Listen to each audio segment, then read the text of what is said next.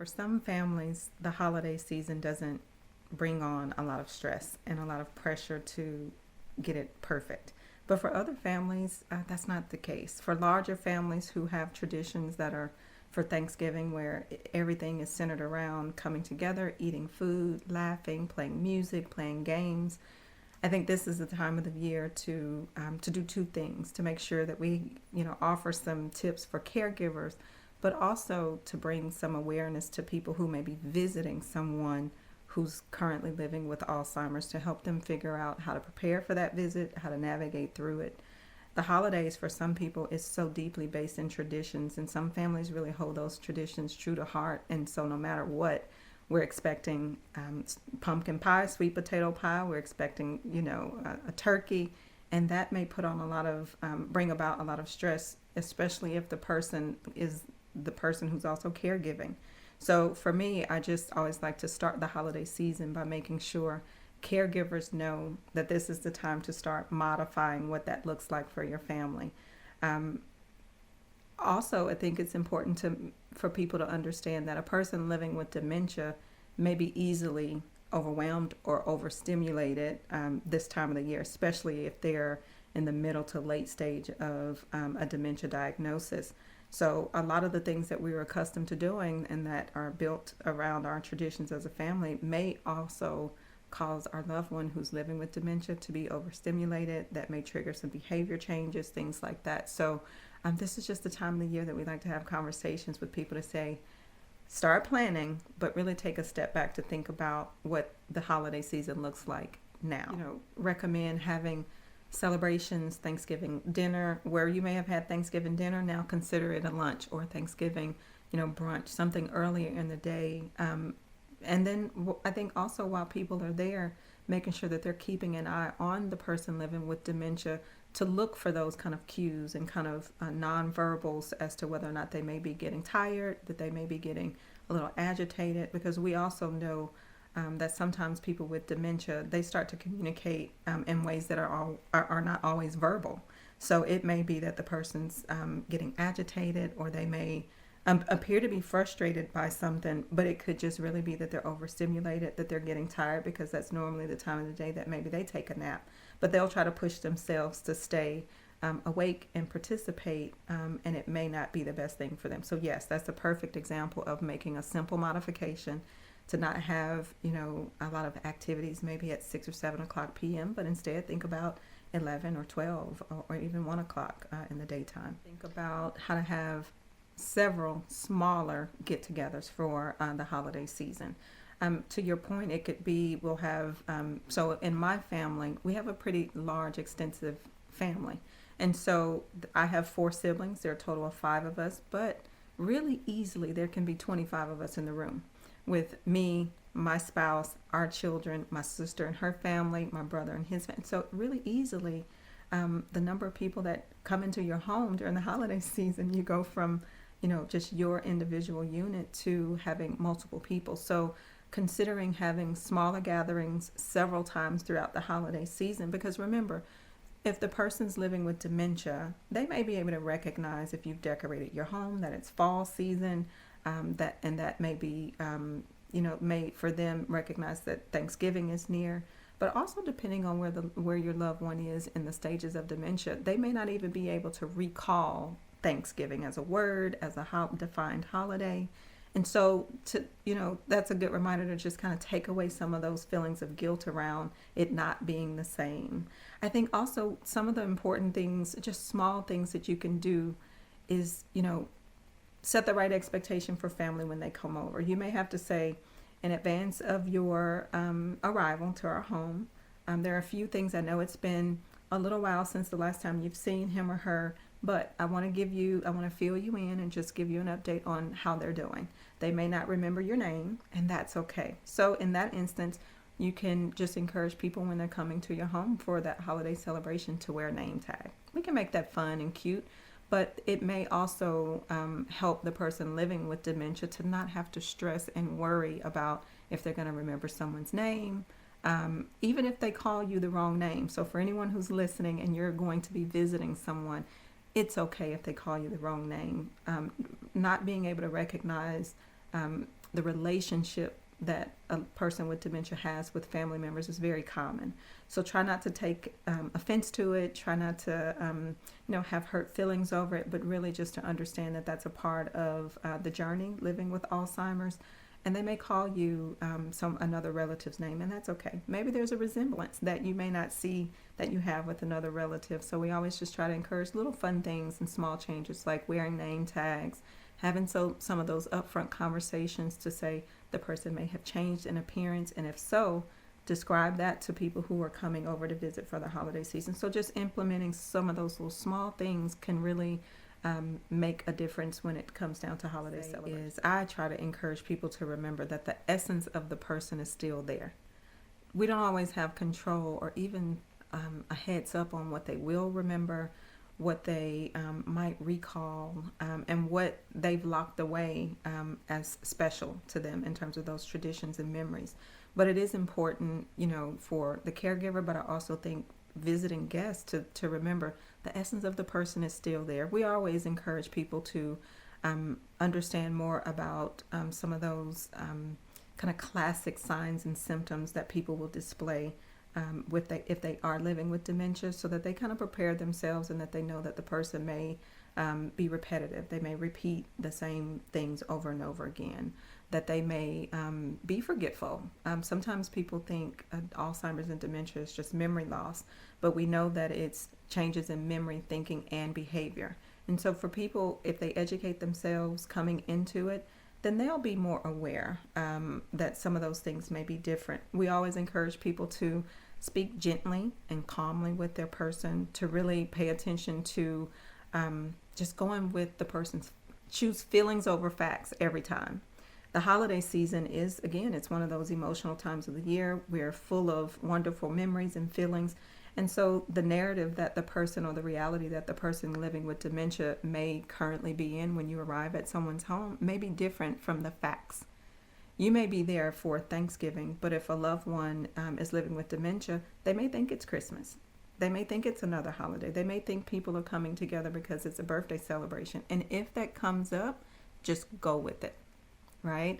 Because we want to remember that the person's still there. They're still grandma, they're still grandfather, they're still our mom and our dads, and not to discount that, because even people being around, aromas, things like pumpkin pie, those things may trigger memories for a person, and unfortunately we don't know what those will be, and it may be that memory may be misplaced from what you may recall growing up with this person, and that's okay. So just to remember not to do too much, because some of those same things that we want to present as a part of our tradition, like the person's favorite dessert or their favorite song, just keep in mind that some of those things with dementia may be overstimulating, right?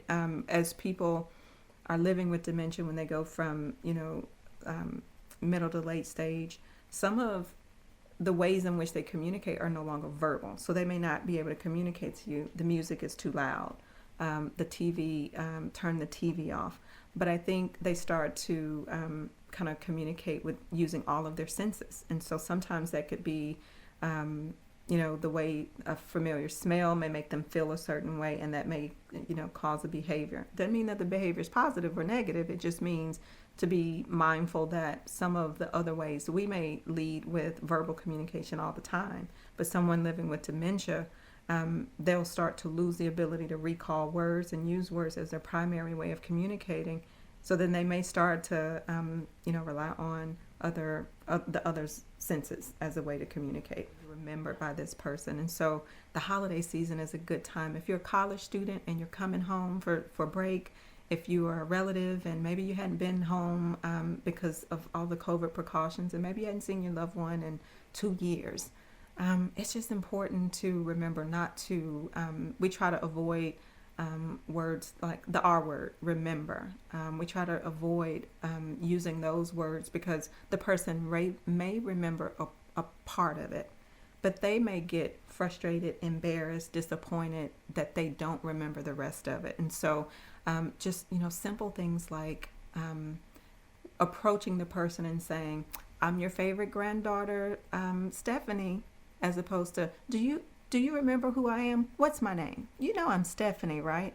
Even just a simple adjustment in how you approach a person with dementia could make a world of difference in terms of what the experience will be. So we always try to make sure, because that's the first thing people want to do. This person, you have a connection to them, you've grown up with them, and it's heartbreaking to think that they may not remember your name or they may not remember your relationship. And so I think our first reaction is, I want you to remember me. Do you know who I am? As opposed to just offering that reminder. For me, I think, for me and my family, my grandmother was born and raised in Emerson, Arkansas, and I named my daughter Emerson. So we laugh about it in the family that I created a cheat code. So she always remembers my daughter's name, because it's just not about her name.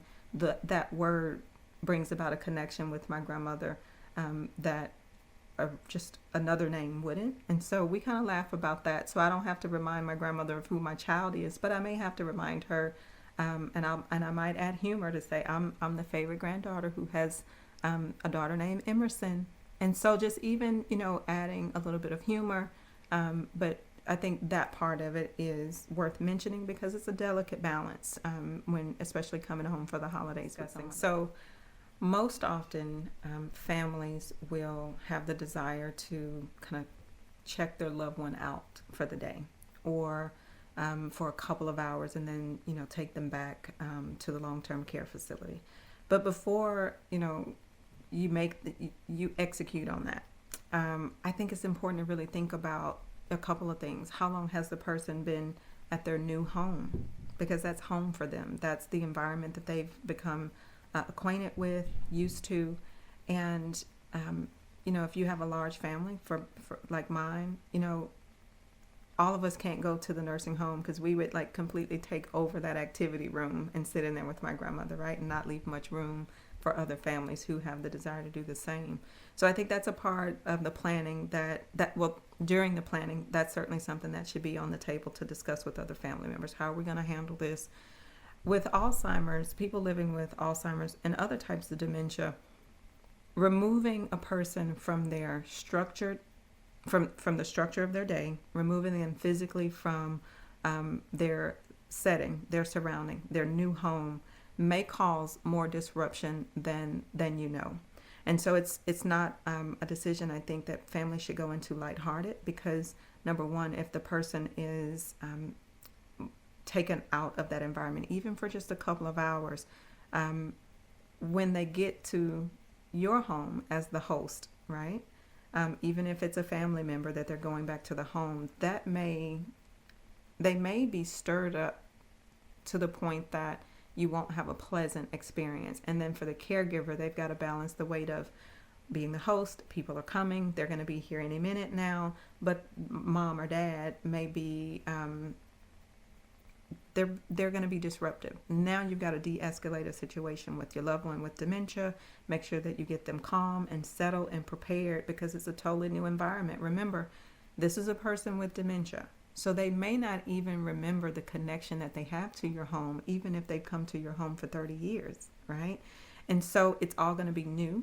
So that's one part of that process of decision making. The next part is once the celebration is over, now you've got to take them back to the long-term care facility. Now you've got to get them settled in. And for the next couple of days, and sometimes even weeks, it takes for a person with dementia to get back settled into their home.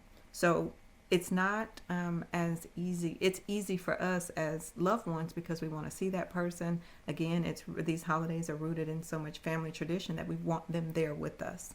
So I think it's, even personally, my own Thanksgiving's coming up. We're starting to have those. The primary caregiver is saying, well, I think we'll bring mother over. But for me, I take that liberty to say, okay, well, let's talk about that because it may be more disruptive for her, and is it worth it?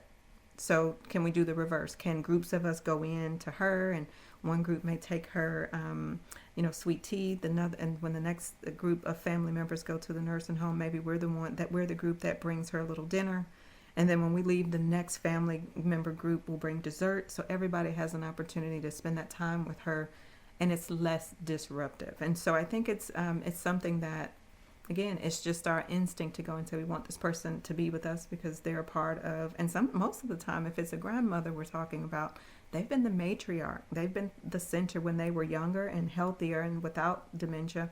They were probably the ones who coordinated it all and brought the family together. And so I think we have a tendency to still want that person with dementia to play that role and still be the center. But ultimately, it may not be what's best for the person, depending on what stage of Alzheimer's or other dementia that they're in and how that is affecting them. So I think it's important to, talk about it as a family, make a plan, but then I think also talk to, their nurse at the long-term care facility or their administrators to really think about what the plan will be for them to get them reacquainted with their new home, as opposed to just assuming that it's going to be an easy transition back to their long-term care. But most of the time it won't be. One other thing I think is important to talk about in the holiday season, especially if a person's in a long-term care, they're eating 3 times a day. They're going to eat breakfast, they're going to eat lunch, they're going to eat dinner, but they're eating food. Just say if your loved one's been on a long-term care nursing home for 6 months. Over the last 6 months, their diet is very controlled. They've been eating certain foods. They've been, for breakfast, lunch, and dinner. Maybe before they were drinking sweet tea, now maybe they're drinking unsweet tea. Most of those foods are not going to be high in fats. They're not going to be, high in sugar because they're taking into consideration all of their medical issues, right? So imagine when you bring the person to your home as a family and now they're eating all of the good stuff. They're eating green bean casserole. They're eating lots of sugary desserts and all of those things. That also can have a tremendous impact on someone living with dementia, especially if they're in a long-term care environment. Again, we're talking about disruption. So you have to also keep in mind that this person's been living in an environment where even their diet is set, and there's some structure to that. So imagine when they go back to the long-term care environment, that may increase their blood pressure. It may increase their blood sugars, and all of those things coupled with dementia may be disruptive in a way that we're not necessarily thinking about because we're leading with love. We're leading with wanting to be inclusive and have that person there. So I always like to mention that too because, imagine a world in which now the doctor's got to come in more, the blood pressure's high, and so we have to think about the whole health of the person, not just the dementia part of their overall health. So I think that's always important for me to talk about because sometimes we don't think about that. They're in that long-term care environment, so they have nurses, they have 24-hour care. Sometimes they're checking vital signs. If a person has some other comorbidities, right, and for folks who don't, then that may be less of an issue. So I always like to make sure that I mention that and not let that not be a topic of discussion for families because that's going to be really important, especially thinking about the transition back to the long-term care. I think to your other point, one of the kind of 10 warning signs of Alzheimer's is that people they lose the ability or the awareness around like the confusion around time and space. And so to your point, a person with dementia is not thinking about, okay, well, we left at 8 o'clock in the morning. For those of us who don't have dementia, we can kind of feel time passing by. We can, if it's morning, we can see the sunrise. Midday, we start to see cloud cover come in. We can recognize that the sun is setting at a certain point in the afternoon. A person with dementia, especially middle to late stage, they're not processing time in the same way that we are. Some of them lose the ability to actually be able to look at their watch and tell time. And so the passage of time is one of those things that we even talk about as a warning sign of dementia, and that it goes back to just brain function. Remember, Alzheimer's and dementia is a degenerative brain disease. And so if we think about how the brain works, it will have an impact on the person's ability to have this concept of time. And just think, if they're retired, if they're at home and their day is relaxed and they're not on a schedule, if they're just at home, putting them in a position where we've got to leave at this time, we've got to get back at this time, it's going to take us 3 hours to go back home. All of that will probably they may have some confusion around the passage of time. I think we talked a little bit about, the notion of sundowning, the notion of, at some point, if a person's in the habit of taking a nap or at least resting at a certain part of the day, if they, are prone to sundowning, they may take a nap while you're, away. And when they wake up, they may think it's another day. They may think it's another month. If it's Wednesday when you are out for an activity, even if it's in a walk by the lake, when they come home, if they're tired and exhausted, they may take a nap. But when they wake up, they may find themselves getting ready for church service, and they may want to go in and get dressed for service and come out with the Bible in their hand, ready to go out the door, because they may think that it's Sunday as opposed to Wednesday. And so I think not everyone experiences sundowning, but there are quite a lot of people who do. And it catches some people off guard, and especially if during the holiday season it's not a person. So for you have the great benefit of being home with your mom every day, and so you know her patterns. You know what to do to kind of avoid, if she's tired, you can maybe play some music or do some of her favorite things to kind of keep her stimulated and awake until nighttime. But for someone who's visiting, they won't know what that schedule is, and so they may be caught off guard by when the person wakes up and they think, okay, it's the passage of time has happened so fast in their mind. They may think it's another day of the week. They may think it's another. There are instances where some people even wake up and think that it's another season. And so if it's summertime, if the person comes out with a winter coat, then that's not something to be afraid of or jarred by. It's really, I think, having strategies on the front end to say, if this happens, here's how we de-escalate. Here's how we redirect them. And get them back, and maybe it's for some families it's okay. It's not going to do any harm for that person to come out with their pearls on and their favorite dress, thinking that they're going to church on Sunday. It's okay. I think for caregivers, it's just a matter of making sure that you educate yourself about all the possibilities, because sometimes these changes happen with little to no warning that they're getting ready to change. And so I think for caregivers, it's just a matter of educating yourself as much as you can about all of the possibilities of, memory and behavioral changes with someone who has dementia, and kind of in the back of your mind having a game plan. But I think also becoming a master at redirection is going to be, it's probably one of the most important skills that a caregiver. If the person doesn't have an official diagnosis of a dementia, you may start to notice that your loved one is losing weight. And you may see the weight loss, but some of the other warning signs of Alzheimer's are probably also there. But if you don't know what they are, you'll miss them. And you can miss them for years, months to years. But if we think about, your brain sends a signal to your stomach that says, I'm hungry. Your stomach may growl. All of those things that for a person not living with dementia, those are our cues. Oh, my stomach's growling. I heard it. I felt it. I need to eat. Even I think another part of it too is that we're all accustomed to, oh, it's morning. We've got to have something for breakfast. Oh, it's noon. So even without those kind of physical reminders that our body will say we're hungry, we're thinking about, oh, it's lunchtime. I better start thinking about what I'm going to have for lunch. So a person with dementia, at some point, the brain will start to change how it generates that signal for appetite. And so a person, I think with families, even in my own family, we would make sure that, grandmother had food. And we would say, okay, well, here's your breakfast. And then the caregiver would walk away. And that's paid caregivers and unpaid caregivers. So just family members, untrained people. And we'd say, okay, well, here's your breakfast. But at some point, especially if a person's in the late stage, the food can be in front of them, but they won't activate. They won't pick up the spoon or fork. They may not be able to physically put the spoon and fork in their mouth. I think it's also important to be careful about the types of foods that are presented to people. So a person living with dementia, a person who may be aging, maybe they can no longer chew food in the way that they used to. Maybe I think another part of the late stages of Alzheimer's is it's involuntary muscle control. A person may start having difficulty swallowing.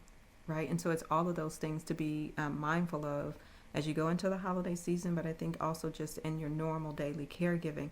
To your point, Theba, appetites will change. What we taste buds will change. But also, I think it's important to pay attention to rapid weight loss. Those are normally, if you recognize that in a loved one, that's normally an indication that you should probably have a conversation with your medical provider. I've noticed this is happening. I know some families will say, "Did you eat lunch?" And, depending on how mobile and independent your loved one is with dementia, they may have gone to, go ahead and disposed of it, but they'll tell you that they ate it. And if that's the only check-in you have for your loved one, that person may be in a situation where they haven't eaten for a week. Yeah. And so you have to do more than just present the food. You have to do more than just ask them. Because even with my family, we would ask our grandmother, there's we can laugh about it now because I think you would also agree that you have to find some humor in some of the moments. But with my grandmother, my aunt, she had upset my grandmother, but that aunt was responsible. So one family member went over in the morning for breakfast and morning medication. Another family went over at midday, noon for lunch and midday medication. And then another family member went at night for dinner and nighttime medication. But at this point, my aunt had upset my grandmother, her mom. And my grandmother, she started having spikes in her blood pressure. She started having to go to the emergency room. And so at some point when she got back home from maybe the second hospital visit in about 3 or 4 days, my sister, who's a nurse, came over and said, "Okay, now grandmother, what's going on? Like, what's going on?" She did those checks. Is she eating? Is she taking her medicine? And my grandmother leaned in and said, "Your Aunt Gloria thinks I'm taking that medicine that she brings me every day, but she made me mad, so I'm not going to take it." And my sister asked, "Well, what have you been doing with the medicine?" And she got up, she walked over, and she had hid, 2 weeks worth of medicine, it seemed like, under the sofa seat. And so even in that moment, whether it's food, whether it's medication, she wasn't at the point that she recognized that she had to take the medicine, or we were assuming that she had been eating. She would throw food away because in her mind, her brain would tell her, "I'm already full. I've already eaten." And so it wasn't until she started losing weight rapidly that we thought, okay, we're missing something. And that was it. She would think that she had been eating. She would say, "Oh, no, I've eaten breakfast. I'm full." But the next person would find the plate maybe in the bathroom or in her bedroom. But if the family members are not paying attention to all those little small details, you'll miss a lot with the person with dementia. So I think weight loss is normally the indicator that you're missing something. But if a person's starting to lose weight rapidly, you've missed it for a long time. So it's just always important to remind people to pay attention to those types of things and to really understand how the brain works. The brain is our control center, so it's going to tell us when we're hungry, when we're tired, when we're frustrated, when we're sad, when we're happy, when we are upset.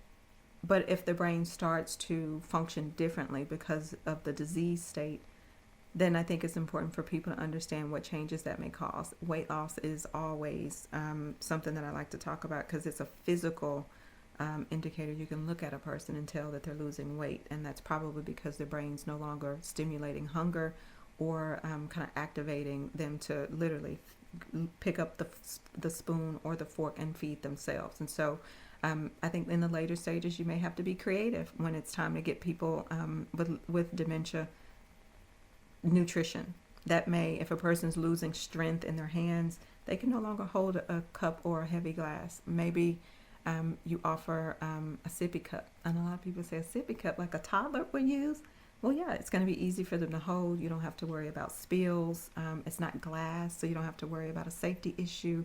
So little tips, I think, like that could really help a lot with making sure someone stays properly hydrated and nourished, which are two very important things, because if the opposite happens, then it triggers other health issues, as you know.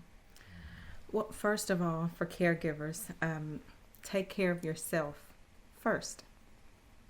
As Theba mentioned, it's, simplify, simplify, simplify. Simplify the decorations, simplify the celebrations, simplify the menu. It's still a holiday.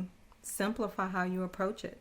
take some of the pressure off. I think for caregivers, it's also, I never miss a moment to encourage caregivers to take care of themselves, schedule their own doctor's appointments now before the holiday season. Because if you think about it, this is almost a 3-month stretch of holiday season in terms of preparation, all the way into the new year. So for caregivers who may be listening, go ahead now, look at the calendar, reach out to people and make plans for them to come over to allow you to have some respite, some time to be able to go and take care of yourself. That could mean, taking care of bills and paying those things in advance, getting your mammogram scheduled, getting your annual appointment scheduled, and making sure that you're taking care of yourself throughout the holiday season. And taking care of yourself is not all about the managing of your physical health, but it's also, managing and taking care of your emotional health and wellness as well. And so if that means now, look at that calendar, send those text messages to friends to say, okay, can we just go ahead and book a date that we can, leading into the holiday season, that we can go and have some coffee, things like that. So I always make sure that caregivers are thinking about themselves too, which is very difficult to do when you're caring for someone that you love. And so I always make sure that caregivers, that I remind them to take care of themselves so that they can give their best to the person that they're taking care of. I think also for family members and people who are visiting, start now thinking about how, even if you live out of town or out of state, thinking about how you may be able to reach out to a caregiver and ask what you can do to help. Can I help you with decorating? If we're going to be at your home from 12 to 3, at 2 o'clock, I'm going to sit with our loved one so that you can go and do something else. So I think for people who are visiting, it's important for them to know that there's a role that you can play in making sure that holidays are successful and go off without a hitch. So everybody has a role that they can play to support the caregiver and the person living with dementia. It's not about just you coming home for the holidays and celebrating, but it may be different now for your family, and just think in advance of ways that you can support the caregiver. I think also, in closing, you mentioned it earlier, but I think it's important for people to know that the Alzheimer's Association does have a 24-hour helpline. The helpline is such a critical resource for our organization and for people across the country, because it's not just for people who are in Arkansas. Because there are licensed clinicians. We talked about how the holidays may cause the need for us to pivot and have a game plan for redirection. Some people may find themselves in a situation where they may have to de-escalate a behavior, but they may not know what to do. That helpline is important. It's an important resource. The number is 800-272-3900. And licensed clinicians are available to kind of help give some tips on what you can say, how you can say it, how to turn things around if you're in a moment with your loved one and you're just at a loss as to what to say, how to say it, what to do. I think also what's important to note for the holiday season is just even the layout of your home. So let's just say, people are coming in. You may have to move a table, a chair. You want to make sure that with the added people in the space, that the person isn't confused, that there are not any safety issues, that they may bump into a table or trip over something because there are more people in the space than they may be accustomed to. So I think, we can help with those types of things. We can answer questions. So if they're family members who simply don't know what dementia with Lewy body is or Parkinson's disease, call the 800 number so that we can help you get a better understanding about Alzheimer's and other types of dementia before you head home for the holidays. That may help tremendously, I think, and even help the caregiver if they don't have to take time to explain it all to you step by step, because it's a lot to balance for caregivers who still have the desire to have people come to their home to celebrate the holidays.